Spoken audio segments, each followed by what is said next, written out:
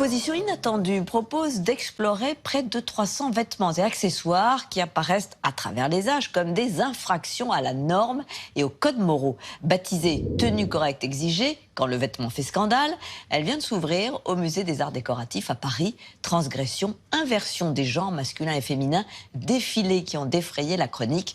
Lors de sa visite, Natacha Triou a tenté de répondre à la question « Comment doit-on s'habiller ?»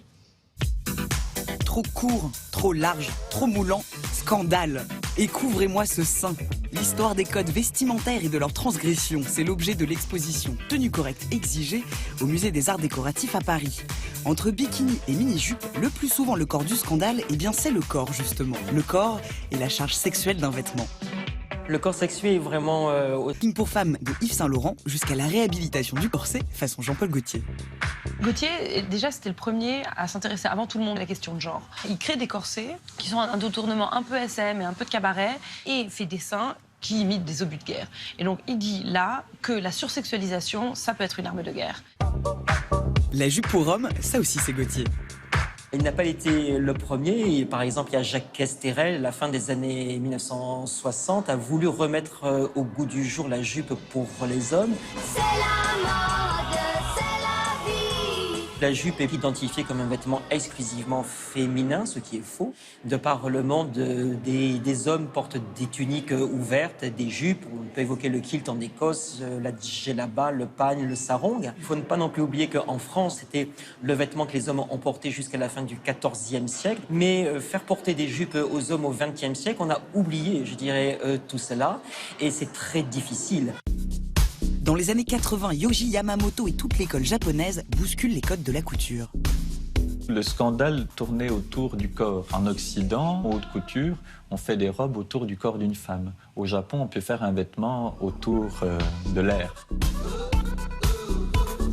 On a parlé d'un péril jaune pour la mode. Comme il faisait une mode entièrement noire, entièrement trouée, effilochée, il y a eu quelque chose de vécu comme une grande fin de siècle. Oui, le corps est complètement nié en faveur de la création. C'est un corps qui raconte autre chose qu'une sexualité. Lutte des sexes ou lutte des classes, dans la haute couture, même combat.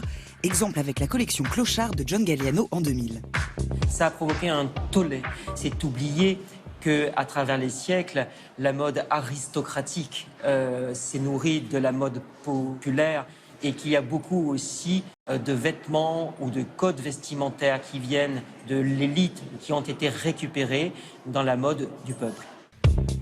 L'ultime tabou, l'homme nu. Paris tenu par Rick Owens et sa collection déculottée, énorme buzz en 2015.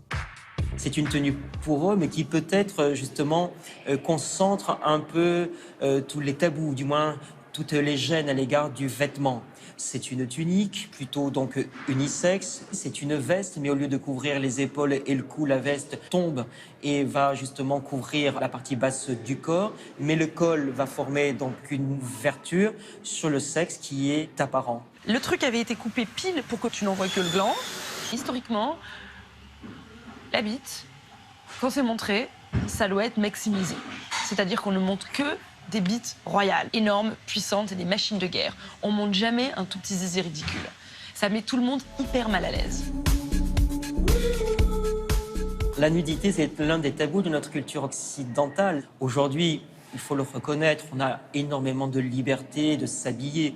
Mais la seule vraie interdiction, c'est le fait de ne pas porter de vêtements.